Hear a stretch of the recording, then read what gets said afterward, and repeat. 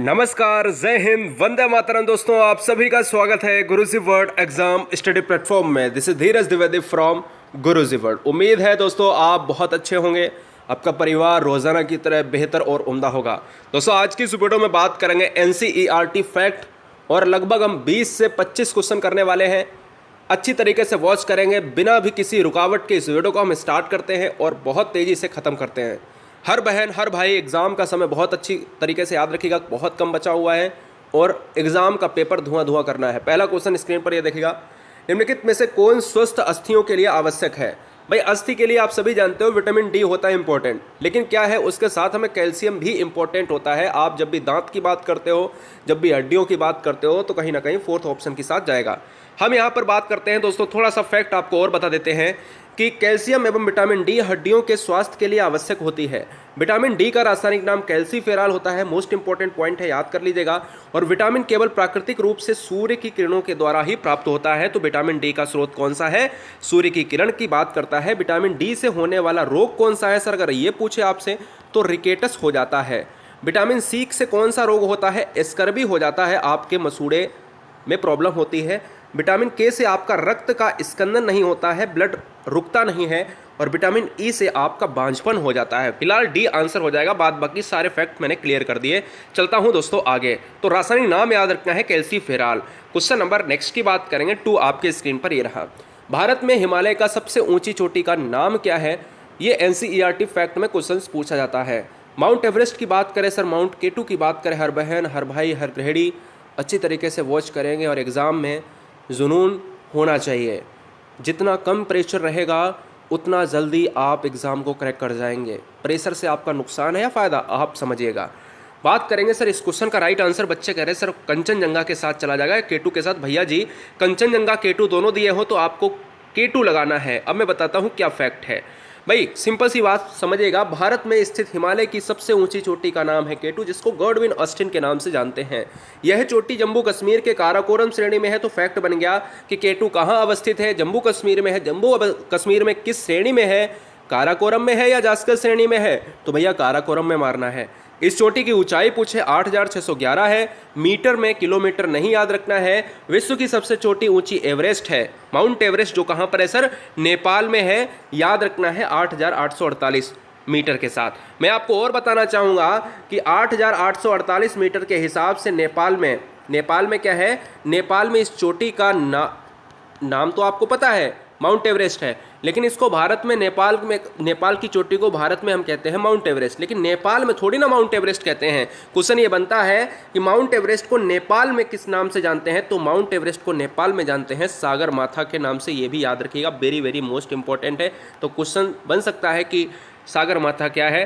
तो mount Everest का दूसरा नाम है, ठीक है, और वो भी नेपाल में जानते हैं। नेक्स्ट वन की बात करें, कई बार क्वेश्चन ये भी आया है कि माउंट एवरेस्ट जो दुनिया की सबसे ऊंची चोटी की बात करता है, तो हम ये कहते हैं कि भैया जी वो चोटी तो चलो ठीक है ऊंची है, तो हम वो कहाँ पर है, किस पार्ट की बात करता है? तो वो नेपाल में है, ठीक है, नेपाल में है विश्व की सबसे ऊंची चोटी।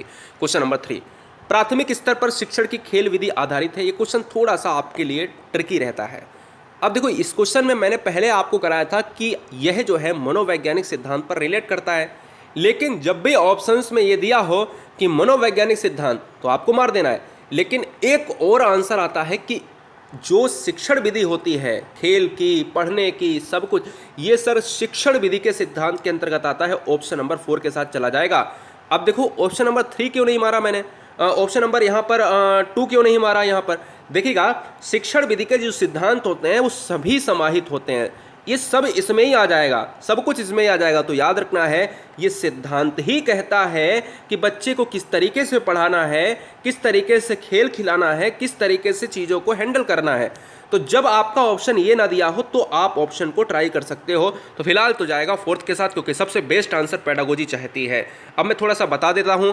प्राथमिक, यहाँ पर प्राथमिक कर लेना। प्राथमिक स्तर पर शिक्षण की खेल विधि शिक्षण के सिद्धांतों पर आधारित होती है। इसका मुख्य उद्देश्य छात्रों को स्वाभाविक रूप से उनकी रुचि के अनुसार शिक्षा देना होता है। चलते हैं क्वेश्चन नंबर 4 की तरफ। वायुमंडल की उल्का वाली परत का नाम क्या है? मैं आपको बताना चाहूँगा, यहाँ से 5 क्वेश्चंस में एक क्वेश्चन हमेशा एग्जाम में ट्रेंड करता है। अब देखिए सुनिएगा, हर बहन हर भाई चैनल को सब्सक्राइब इस बेस पर कर लेना, क्योंकि आपका परिवार है हम, और ये परिवार बनाया हुआ है आपका। आप अगर नए हैं अपने शहर का नाम जरूर लिखें। याद रखिएगा, ये परिवार आपके लिए अथक प्रयास करेगा आपके सिलेक्शन तक, फिर ये धीमा पड़ जाएगा। याद रखना है, बहुत ही इंपॉर्टेंट क्लासेस चल रही हैं रात के 12 बजे तक। वायुमंडल की उल्का वाली परत का नाम है दोस्तों मध्यमंडल। अब सुनो क्वेश्चंस की व्याख्या। इस क्वेश्चन का निचोड़ मैं आपको 10 सेकंड के अंतर्गत यहाँ पर बता रहा हूँ, सुनेगा। मध्यमंडल में आपकी परत जो होती है वो होती है दोस्तों उल्का, उल्का पिंड। जब आप ऊपर सोते हो तो आप रात में देखते हो कि तारा टूटता है और आप देखते हो कि भाई वो प्रकाश करता हुआ जाता है, वो एक्चुअल में मध्यमंडल में खत्म हो जाता है, तभी वो प्रकाश करना बंद कर देता है। अगर मध्यमंडल ना हो तो वो जमीन में गिरेगा आके और आपको नुकसान पहुंचा सकता है, जानवर को, आपको, है ना, खेत को। आयन मंडल की बात करें तो आयन मंडल में दोस्तों क्वेश्चन आता है कि इसमें रेडियो की तरंगें, क्वेश्चन आता है रेडियो की तरंगें कहाँ परावर्तित होती हैं? आयन मंडल में। समताप मंडल में ओजोन होती है, और समताप मंडल में आपके वायुयान भी उड़ते हैं। तो समताप में क्यों उड़ते हैं? क्योंकि यहाँ पर समताप बोले तो समान ताप, इक्वल टेम्परेचर होता है, ठीक है ना। समताप मंडल को हम स्ट्रेटोस्फीयर भी कहते हैं, और ये 50 किलोमीटर की ऊंचाई तक होता है ऊपर, और इसके ऊपरी भाग में ओजोन परत पाई जाती है। याद रखिए, फिलहाल तो ऑप्शन नंबर ए के साथ जाएगा। हम थोड़ा सा यहाँ पर बताना चाहते हैं, वायुमंडल की सबसे निचली परत को क्षोभ मंडल कहते हैं। तो क्वेश्चन में बन गया पहला क्वेश्चन कि सबसे निचली परत कौन है? हम नीचे खड़े हैं, इसके ऊपर जो 18 किलोमीटर की जो परत होती है ना, इसको हम कहते हैं सर क्षोभ मंडल। यह मंडल पृथ्वी के 8 किलोमीटर, मतलब 8 से जो 18 किलोमीटर होता है वो हमारा एक ऊपर की तरफ हम जब जाते हैं तो वो हमारा क्षोभ मंडल, इसको हम इंग्लिश में ट्रोपोस्फियर कहते हैं, ठीक है। विषुवत रेखा पर इसकी ऊंचाई 18 किलोमीटर हो जाती है, ध्रुवों पर 8 किलोमीटर होती है। मौसम संबंधी सभी घटनाएं, आंधी, तूफान, वर्षा इसमें घटित होती हैं। और साथ में मध्यमंडल में क्या है? मध्यमंडल में सर जी यहाँ पर है आपका उल्का परत। तो सारी चीजें बताई, समताप के बारे में, वायुमंडल के क्षोभ मंडल के बारे में पूरी डिटेल मैंने आपको बता दी। अब मैं चलता हूँ क्वेश्चन नंबर 5 के साथ। क्वेश्चन नंबर 5 कह रहा है सर जी, विटामिन B12 की कमी से होने वाली बीमारी का नाम क्या है? B12 बहुत ही इंपॉर्टेंट है एग्जाम के लिए। क्यों है? क्योंकि ये क्वेश्चन अब बी से नहीं पूछता, थायमीन वेरी आपसे नहीं पूछता है क्वेश्चन। सर जी क्वेश्चन आपसे बस इतना पूछता है कि B12 का पहले तो बताओ रासायनिक नाम क्या है? साइना कोबालमिन होता है रासायनिक नाम, साइना कोबालमिन रासायनिक नाम होता है। और इसमें एक और क्वेश्चन पूछा जाता है कि निम्नलिखित में से कौन सा विटामिन ऐसा है जिसमें कोबाल्ट पाया जाता है? कोबाल्ट पाया जाता है, याद रखिएगा। कोबाल्ट दोस्तों किस लिए? क्योंकि कैंसर के इलाज में एकमात्र ऐसा विटामिन है जो विटामिन B12 है, जिसका रासायनिक नाम है साइनाकोबाल्मिन। इसमें कोबाल्ट की अधिकता होती है, तो एकमात्र विटामिन है कोबाल्ट वाला, वो है B12। याद रखेंगे, जिंदगी में भूलेंगे नहीं, रासायनिक नाम है साइनाकोबाल्मिन। फिलहाल अगर हम बात करें B12 की कमी से होने वाला रोग, तो भैया एनीमिया की बात करते हैं, ऑप्शन नंबर 4। एनीमिया का मतलब होता है कि बच्चे में, वृद्ध में या फिर किसी महिला में रक्त की कमी हो जाती है, ठीक है, रक्त की कमी हो जाती है। तो यहाँ पर चला जाएगा सर जी 4 ऑप्शन के साथ, 4th ऑप्शन के साथ चला जाएगा। यहाँ पर नीचे आपको मैं बताना चाहता हूँ, नीचे आपका आंसर गलत दिया है। शरीर में विटामिन C की कमी से स्कर्वी नामक रोग हो जाता है। मैं पहले आपको बता देना चाहता हूँ कि जो C है, यहाँ पर देखो C है, C के बारे में बताना चाहता है। देखो आंसर तो आपका हो गया 5 का 4, ठीक है, B12 का हो गया। क्योंकि देखो C के बारे में आपको बता देना चाहता हूँ, जो 2 है ऑप्शंस में 2 है, उसके बारे में मैं आपको बताना चाहता हूँ। विटामिन C की कमी से कौन होता है? स्कर्वी होता है। इसमें मसूड़ों में खून आने लगता है तथा जख्म जल्दी नहीं बढ़ता है। विटामिन C का रासायनिक नाम एस्कॉर्बिक एसिड होता है। रोग कौन सा होता है? स्कर्वी होता है। यह खट्टे पदार्थों में पाया जाता है। आंवले में विटामिन सबसे ज़्यादा C पाया जाता है। तो दिमाग में फैक्ट रखना, जब B12 पूछे, B12 की आपको पूरी तरीके से मैंने बता दिया है, साइनाकोबाल्मिन, कोबाल्ट और कैंसर का इलाज। बेरी डी का पार्ट है। स्कर्वी की बात करें, आपको पता है C का पार्ट है। और रतौंदी की बात करें तो विटामिन A से होता है रतौंदी, इसका नाम होता है रिकेटस, वो रेटिनाल होता है, ठीक है। क्वेश्चन नंबर 6, भारत की पहली महिला IPS अफसर कौन है? पद्मजा नायडू, प्रतिभा पाटिल, किरण बेदी, हंसा मेहता। बहुत सिंपल क्वेश्चन है। आम आदमी पार्टी का हिस्सा रही किरण बेदी के साथ, ऑप्शन नंबर चला जाएगा 3 के साथ। भैया जी किरण बेदी के साथ चला जाएगा ऑप्शन नंबर 3 के साथ। प्रतिभा पाटिल यहाँ पर ऑप्शन नहीं लगाएंगे, गलत आंसर आप लगा रहे हैं, ठीक है, बहुत बढ़िया। तो ऑप्शन नंबर 3 को जान लेते हैं कि भाई किस बैच की थी ये। भारत की प्रथम महिला IPS 1972 बैच की किरण बेदी हैं। और वर्तमान समय में किरण बेदी दिल्ली केंद्र शासित राज्य की भाजपा की राजनीति, दिल्ली विधानसभा चुनाव 2015 की उम्मीदवार थीं, ठीक है, ये भी याद रखना है। अब पता नहीं किसमें, देखो क्वेश्चंस का लगातार चेंजमेंट होता रहता है, तो ये क्वेश्चंस बार बार चेंज होते हैं, आम आदमी से फिर जो है भाजपा, इन लोगों का कुछ नहीं पता रहता है। लेकिन आईपीएस एक बेहतरीन पोस्ट थी, उनके लिए ये क्वेश्चन आपके लिए इंपॉर्टेंट है, एग्जाम में पूछा जाता है एनसीईआरटी के थ्रू। क्वेश्चन नंबर 7, असम का प्रसिद्ध एक सींग वाले गैंडे वाला अभ्यारण्य, जीव अभ्यारण्य कहाँ पर स्थित है, कौन सा स्थित है? काजीरंगा, मानस, गिर, कान्हा किसली। कान्हा किसली की बात करें, कान्हा की अगर हम बात कर लेते हैं सर जी, यहाँ पर पेंच की बात कर लेते हैं, एमपी क्षेत्र की बात होता है, गिर की बात कर लेते हैं तो गुजरात की बात होता है, मानस की बात कर लेते हैं, असम की बात होता है क्या, काजीरंगा की बात कर लेते हैं तो भी असम की बात होता है क्या? ऑप्शन नंबर फर्स्ट के साथ जाएगा। क्वेश्चंस की भाई व्याख्या कर लेते हैं भाई, ये स्थापना कब हुई थी इसकी? एक सींग वाले गैंडे की संरक्षण के लिए असम राज्य में काजीरंगा वन्य जीव अभ्यारण्य की स्थापना 1908 में हुई थी। फैक्ट आपका क्लियर हुआ। चलता हूं आगे, क्वेश्चन नंबर 8, निम्नलिखित में से कौन सा आग्नेय चट्टान का उदाहरण है? चूना पत्थर, बेसाल्ट, स्लेट या फिर ग्रेफाइट। आग्नेय चट्टान, अवसादी चट्टान, आग्नेय, अवसादी और रूपांतरित। आग्नेय चट्टान होती है ज्वालामुखी से उत्पन्न, अवसादी होती है नदियों के द्वारा बहाकर लाए गए पानी से उनके द्वारा जो निक्षेप पैदा होता है, मिट्टियों का दर परत चढ़ के परत दर परत ऊपर जो जमती जाती है उसको हम अवसादी कहते हैं। इन दोनों का संयुक्त रूप होता है आपका रूपांतरित। फिलहाल ऑप्शन नंबर क्या जाएगा? बच्चे कह रहे हैं सर चूना पत्थर हो जाएगा, कुछ बच्चे कह रहे हैं बेसाल्ट के साथ चला जाएगा। मैं आपको बताना चाहूंगा बेसाल्ट वाले सही है, चूना पत्थर वाले बिल्कुल गलत है, ऑप्शन नंबर 2 के साथ जाएगा। थोड़ी सी व्याख्या देख लेता हूं। आग्नेय चट्टानों, क्वेश्चन में ये आता है, फैक्ट आता है कि ज्वालामुखी की से चट्टानों से निर्मित चट्टान को क्या कहते हैं? ज्वालामुखी के उद्भव से निर्मित चट्टान को हम क्या कहते हैं? वो कहते हैं आग्नेय चट्टान। उससे निकलने वाले लावा से जमा होने वाली जो चट्टानें बनती हैं वो हम ज्वालामुखी चट्टानें कहते हैं या आग्नेय चट्टानें कहते हैं। इन चट्टानों में खनिज पदार्थों की अधिकता होती है। इन चट्टानों में उदाहरण है ग्रेनाइट, वेसाल्ट, पेगमेटाइट। तो यार ग्रेनाइट वेसाल्ट की बात करा था ना, तो ग्रेनाइट वेसाल्ट में क्या हो जाएगा? यहाँ नीचे ग्रेफाइट लिखा है, नहीं तो बच्चे कहें ग्रेनाइट भी होता है। ग्रेफाइट अलग है, ग्रेनाइट अलग है। अब हम चलते हैं क्वेश्चन नंबर नेक्स्ट पर, क्वेश्चन नंबर 9, कौन सा प्रथम साहित्य स्रोत है? बच्चे को पता है, संगीत का वेद। संगीत का वेद साहित्य, प्राचीन वेद, संगीत का वेद सामवेद, प्राचीन वेद ऋग्वेद, यजुर्वेद गद्य पद्य का वेद, अथर्ववेद जादू टोने का वेद। कई बार बताया आपके क्वेश्चंस में, लेकिन ये क्वेश्चन पहला है, सिंपल है, और इस क्वेश्चन का जाएगा ऑप्शन नंबर 2 के साथ। भारत का प्राचीनतम एवं प्रथम ग्रंथ ऋग्वेद। इस ग्रंथ में इंद्र को सर्वश्रेष्ठ देवता माना गया है, अंडरलाइन करेंगे, मुख्य देवता माना गया है। तो ऋग्वेद में कौन इंपॉर्टेंट है? इंद्र जी इंपॉर्टेंट है, ठीक है, और माना गया है। इन भगवान की बात करते हैं तो फिर आगे बात करते हैं। 4 वर्णी सिद्धांत सर्वप्रथम इसी पुस्तक के 10वें मंडल सूक्त में, पुरुष सूक्त में मिलता है।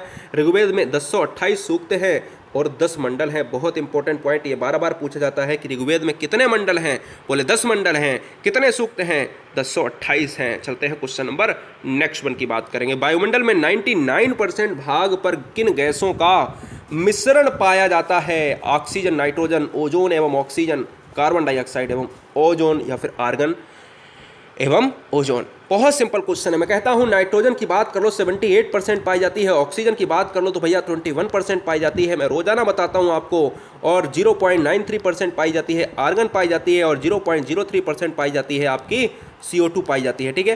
तो मैं कहता हूं ये काट दो सर जी, यहाँ पर नाइट्रोजन है और यहाँ पर ऑक्सीजन है, नाइट्रोजन ऑक्सीजन वाला कौन सा पार्ट है sir? Option number first is right answer हो जाएगा आपको सर, बिल्कुल हो जाएगा। क्योंकि अगर हम देखें इसकी व्याख्या, वायुमंडल में अनेक प्रकार की गैसें हैं, इन गैसों में सबसे ज़्यादा नाइट्रोजन है 78% तथा दूसरी गैस सबसे ज़्यादा 21% है। इस प्रकार वायुमंडल में नाइट्रोजन एवं ऑक्सीजन की मात्रा 99% है, आप सभी जानते हो अच्छी तरीके से, और बिल्कुल कोई दिक्कत वाली बात नहीं है। नेक्स्ट 1 की बात करते हैं, क्वेश्चन नंबर 11, पर्यावरणीय अध्ययन में शैक्षणिक भ्रमण का मूल उद्देश्य क्या है? छात्रों के प्रति प्रत्यक्ष अनुभव, बच्चों की ऊर्जा को विकसित करना, सामाजिकरण को बढ़ावा देना, या फिर टीम भावना को बढ़ाना। टीम भावना की बात करता है क्या? बिल्कुल नहीं करेगा। अगर मैं आपसे कहूं कि भैया पर्यावरणीय अध्ययन में शैक्षणिक भ्रमण का मूल उद्देश्य है बच्चों के प्रत्यक्ष अनुभव, आप कहोगे सर बिल्कुल प्रत्यक्ष अनुभव इंपॉर्टेंट है, कि जब भी हम कहीं जाते हैं तो उनके प्रत्यक्ष अनुभव जो अपनी आंखों से देखते हैं वो इंपॉर्टेंट होने चाहिए। कैसे?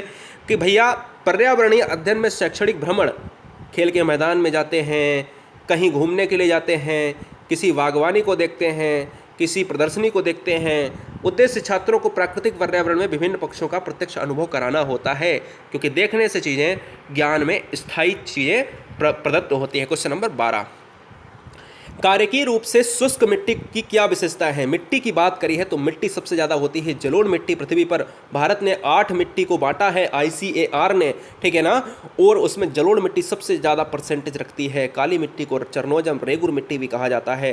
काली मिट्टी ज्वालामुखी से उत्पन्न मिट्टी होती है। जलोढ़ मिट्टी की नई मिट्टी कहलाती है खादर, पुरानी मिट्टी कहलाती है बांगर। अब बात करते हैं कार्यकीय रूप से शुष्क मिट्टी की विशेषता क्या है।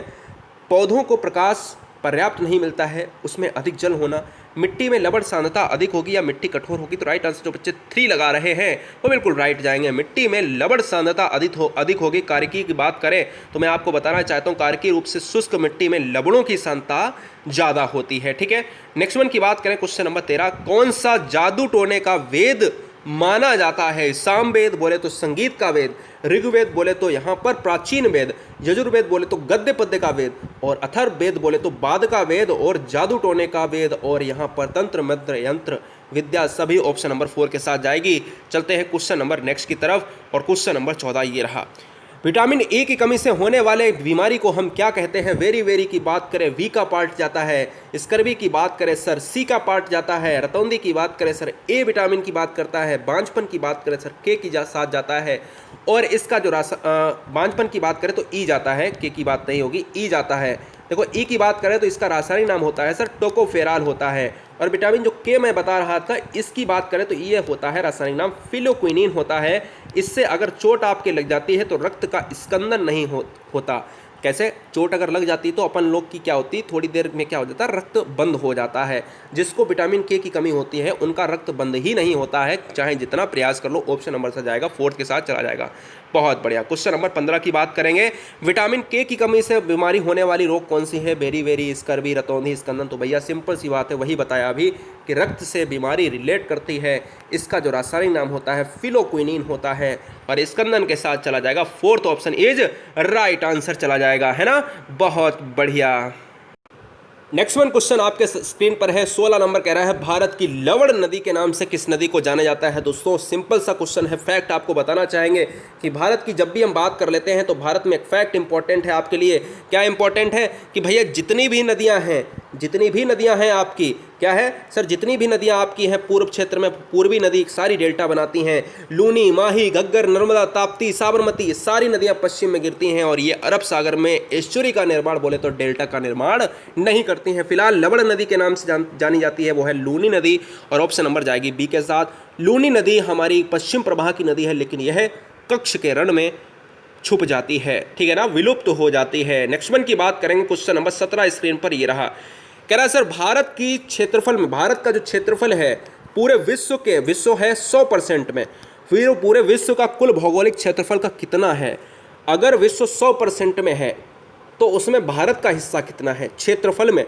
भारत की बात कर रहा है सर, भारत का 2.2% जाएगा, 2.4 जाएगा, 2.8, 3.2 लगाएंगे आंसर, धुआं करेंगे तो राइट आंसर जाएगा सर 2.4% के साथ। ऑप्शन नंबर बी इज बोले तो राइट आंसर। नेक्स्ट वन की बात करें, क्वेश्चन नंबर 18। चलो मैंने जान लिया कि भाई 2.4% होता है, जिंदगी में भूलेंगे नहीं। भारत का लगभग 2.5% हिस्सा है पूरे वर्ल्ड में, समझ रहे हो, बहुत एक हिस्सा होता है 2.5%, जिसमें जन कितने देश हैं। कह रहा है यह जो 2.5% हिस्सा है, लगभग 2.4% क्षेत्रफल के हिसाब से भारत विश्व में कितनी प्रतिशत जनसंख्या का पालन पोषण करता है? मतलब 100% में मैंने ये कहा आपसे कि 100% के हिसाब से भारत का क्षेत्रफल कितना, बोले कि 2.4। अब मुझे ये बताओ 100% के हिसाब से भारत की जनसंख्या कितनी है? 11% है, 14% है, 17.5, 21%। तो भैया ऑप्शन नंबर जो सी लगा रहे हैं वो बिल्कुल सही है। 17.5% जो है, लगभग 17.5% जनसंख्या का पोषित भारत यहाँ पर करता है, भारत रखता है अपना नाम, ठीक है। क्वेश्चन नंबर नेक्स्ट की बात करेंगे, यह रहा 19वां। अलमाटी बांध किस नदी व राज्य में बनाया जा रहा है? अलमाटी बांध की बात करते हैं तो हमारे दिमाग में आता है कि वो तो राज्य होगा, या तो कर्नाटक, उत्तराखंड, आंध्र प्रदेश, उत्तर प्रदेश। तो मैं कह सकता हूँ उत्तर प्रदेश का पार्ट तो नहीं हो सकता है, लेकिन अगर मैं अलमाटी की बात कर दूंगा तो मैं कहूँगा ऑप्शन नंबर जो ए बच्चे लगा रहे हैं वो बिल्कुल सही है। अलमाटी को याद कैसे करेंगे यार? कृष्ण जो है, कृष्ण कन्हैया। मथुरा की बात करते हैं अपन, मथुरा की बात करते हैं तो मेरे दिमाग में एक और आता है कि नागार्जुन जो बांध है ना, नागार्जुन बांध किस नदी पर है? तो आप कहते हो सर कृष्णा नदी पर है। कैसे याद करोगे? कृष्ण से आपको अर्जुन लगा देना, पहला क्वेश्चन याद होगा। अलमाटी बांध कैसे याद करोगे? ये कृष्ण साहब थे ना, कृष्ण भगवान थे ना, ये कृष्ण भगवान छोटे पर ना मक्खन के साथ ना मक्खन भी खाते थे, और बच्चे अक्सर कर क्या खाते हैं? मिट्टी खाते हैं, और मिट्टी भी खाया करते हैं। तो यार मिट्टी भी खाते थे है ना, और बाद में कहते थे मैया मैंने कुछ नहीं खाया। तो फिलहाल यहाँ पर कृष्ण के साथ अलमाटी भी चला जाएगा। कर्नाटक आपको याद रखना है, इसका राज्य याद रखना है। नेक्स्ट वन की बात करेंगे। अच्छा, लगाने खाने के बाद वो क्या करते थे कृष्ण जी? खाने के बाद वो नाटक करते थे, कहते थे मैंने तो भैया नहीं खाया। तो जिंदगी में अब ट्रिक नहीं भूलेंगे आप। तो भैया इसी बात पर चैनल को सब्सक्राइब कर लो। क्वेश्चन नंबर 20 की बात करेंगे।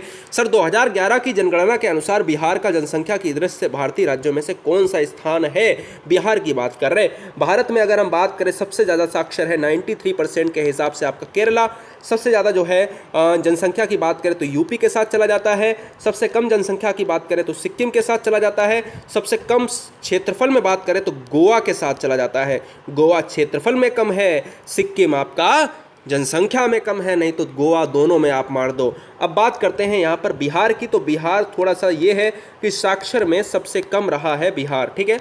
अब हम बात करते हैं यहाँ पर कौन सा है। तो जो बच्चे ऑप्शन नंबर बी सी लगा रहे हैं तो बी वाले गलत, सी के साथ चला जाएगा, तृतीय स्थान रखता है। क्वेश्चन नंबर नेक्स्ट की बात करेंगे 21। आंध्र प्रदेश एवं उड़ीसा की सम्मिलित परियोजना का नाम है मचकुंड, मयूराक्षी, नागार्जुन, पंचोपाध्याय। तो इस क्वेश्चन का जो राइट आंसर जाएगा आंध्र प्रदेश एवं उड़ीसा की सम्मिलित है दोस्तों, ऑप्शन नंबर ए के साथ जाएगा, मचकुंड के साथ चला जाएगा। क्वेश्चन नंबर नेक्स्ट की बात करेंगे। क्वेश्चन नंबर नेक्स्ट हमारे पास स्क्रीन पर ये रहा, कह रहा है निम्नलिखित में से किस आणविक जो है खनिज के संचित भंडार की दृष्टि से भारत विश्व में प्रथम स्थान रखता है? इनमें से कौन ऐसा है जिसमें भारत अपना पहला स्थान रखता है पूरे वर्ल्ड में? तो भैया यूरेनियम है, थोरियम है, ग्रेफाइट है, एंटीमनी है। तो आपको मैं बताना चाहूँगा जो थोरियम वाला पार्ट है ना, बी वाला पार्ट है, वो बिल्कुल सही है। सबसे ज़्यादा थोरियम की अगर हम उत्पादकता की बात करें, आंध्र प्रदेश की भी बात आ जाती है, केरल में इंपॉर्टेंट है। मोनोजाइट इसका प्रमुख जो है इंपॉर्टेंट पॉइंट होता है। फिलहाल ऑप्शन नंबर से जाएगा बी के साथ, याद रखिएगा, नहीं तो आप बच्चे भूल जाओ, ठीक है। बहुत बढ़िया। क्वेश्चन नंबर नेक्स्ट वन की बात करेंगे। Question number 23। क्वेश्चन नंबर 23 आपसे कह रहा है भारत के पश्चिमी तटों में ग्रीष्म में अति उच्च वर्षा मुख्यतः किसके कारण होती है? पश्चिमी तट की बात कर रहा है। पश्चिमी तट, पश्चिमी तट का मतलब होता है कि ये पूर्व है, ये पश्चिम है, ये वाला पश्चिम तट की बात कर रहा है। मुख्यतः किसके कारण होती है? उष्णकटिबंधीय अवस्थित होने के पास, समुद्र के निकट होने के पास होती है, समुद्र है आपका, पश्चिमी घाट को होने का इंपॉर्टेंट कह रहा है, या फिर कह रहा है हिमाचल की बात कर रहा है। इंपॉर्टेंट फैक्ट आपको बताना है फटाफट। पश्चिमी तट में ग्रीष्म में अति उच्च वर्षा मुख्यतः, तो आप ये कहोगे सर ऑप्शन नंबर ए उष्णकटिबंधीय क्षेत्र की बात करते हैं, तभी तो भैया होगी, क्योंकि मानसून तो इसी की कैटेगरी पर रिलेट करता है। मानसून की बात करेंगे तो मानसून सबसे पहले केरल राज्य में इंपॉर्टेंट तरीके से आता है। 5 जून का समय होता है, लगभग फर्स्ट वीक में आ जाता है। क्वेश्चन नंबर 25 की बात करेंगे। लगभग 25 क्वेश्चन इस वीडियो में हम देखने वाले हैं। निम्नलिखित में से अगर हम बात करेंगे, निम्नलिखित में से किस राज्य में दक्षिण पश्चिम मानसून से वर्षा नहीं होती? दक्षिण पश्चिम मानसून से, दक्षिण पश्चिम मानसून की बात करें तो यानी ये उत्तर हो गया, ये पूर्व हो गया, ये हो गया आपका दक्षिण, और ये हो गया आपका पश्चिम। हमसे कह रहा है दक्षिण पश्चिम, यानी ये नॉर्थ है, ये साउथ, यानी ये दक्षिण है, और पश्चिम कौन सा है? पश्चिम आपका ये है। तो ये वाला मानसून पूछ रहा है, यानी ये दक्षिण पश्चिम है ना, ये बीच वाला मानसून। तो बीच वाला तो मानसून ये वाला होता है जहाँ पर केरल इंपॉर्टेंट है। तो केरल में जो है आप कहते हो सर वर्षा नहीं होती, जो आपका तमिलनाडु क्षेत्र है ना, तमिलनाडु क्षेत्र वही हो जाएगा, क्योंकि यार याद रखो कि तमिलनाडु जो पड़ता है आपका यहाँ पर पड़ता है। जब वर्षा होती है तो यहाँ पर वृष्टि छाया प्रदेश पड़ता है। अच्छा, क्वेश्चन में पूछे कि तमिलनाडु में अगर वर्षा इससे नहीं होती तो होती किससे है? तमिलनाडु में वर्षा होती है शरद ऋतु में होती है, जब वर्षा में जब जो है मानसून आपका लौटता है, ठीक है, जब आपका मानसून लौटता है उत्तर पूर्व वाला मानसून, उससे वर्षा होती है। तो इसलिए राइट आंसर जाएगा तमिलनाडु के साथ जाएगा। क्वेश्चन नंबर 25 ये रहा, कावेरी नदी गिरती है बंगाल की खाड़ी में, अरब सागर में, पाक जलमंडल में, या फिर खंबात की खाड़ी में? दोस्तों आपका परिवार गुरुजी वर्ल्ड एग्जाम स्टडी है, वीडियो को लाइक और कर लो, चैनल को सब्सक्राइब इसलिए कर ले क्योंकि गुरुजी वर्ल्ड एग्जाम स्टडी और गुरुजी वर्ल्ड 2.0 पर क्लासेस का सिलसिला रात के 12 बजे तक थमता नहीं है। हर बहन हर भाई के लिए प्रयास बेहद यहाँ पर किया जा रहा है। इंग्लिश संस्कृत वाले बच्चे परेशान ना हो, आज वीडियो आपको प्रोवाइड करने की कोशिश रहेगी, और सारे बच्चे परेशान बिल्कुल ना हो कि हर सब्जेक्ट आपका प्लेलिस्ट में है। प्लेलिस्ट देखो एक बार और मज़ा आ जाएगा। गुरुजी वर्ल्ड एग्जाम स्टडी पर जाएं, आप देखिए प्लेलिस्ट पूरा बना है। कावेरी नदी की बात करें तो सर जी ऑप्शन नंबर फर्स्ट वाली जो बात कर रहे हैं बिल्कुल राइट आंसर हो जाएगा। बंगाल की खाड़ी की बात करता है। मैंने आपसे कहा कि बंगाल की खाड़ी की बात करें तो अंडमान निकोबार है यहाँ पर, और यहाँ की बात करें तो सर अरब सागर में आपका लक्षद्वीप पॉइंट है। तो फिलहाल ऑप्शन नंबर ए के साथ जाएगा। तो दोस्तों चैनल को सब्सक्राइब करिए। 25 क्वेश्चन में आपका स्कोर क्या रहा है, बिना किसी भी रुकावट के हमने बहुत कम समय में क्वेश्चंस का धुआं निकाल दिया है, और उम्मीद है कि आपका स्कोर अच्छा गया होगा। जय हिंद, वंदे मातरम। उम्मीद है कि आपके घर वाले, माता पिता, परिवार सब कुछ बेहतरीन होगा, उम्दा होगा। दोस्तों आज की इस वीडियो में बस इतना ही, क्योंकि बहुत तेज़ी से हमें दूसरी वीडियो लानी है, उसके लिए हमें सारा कुछ मैटर तैयार करना है और आपके समक्ष हाजिर होने वाला हूं कुछ ही समय में। इसलिए ताल ठोक कर चैनल को सब्सक्राइब कर लें। परिवार है आप हमारा। जय हिंद, वंदे मातरम। बिल्कुल फ्री शिक्षा राष्ट्रहित में एक भी बहन, एक भी भाई हमारा एग्ज़ाम के पहले, एग्ज़ाम के बाद हताश नहीं होगा। सरकारी सीट मुझे चाहिए आपसे, और आपका प्यार मुझे चाहिए बस। जय हिंद, वंदे मातरम।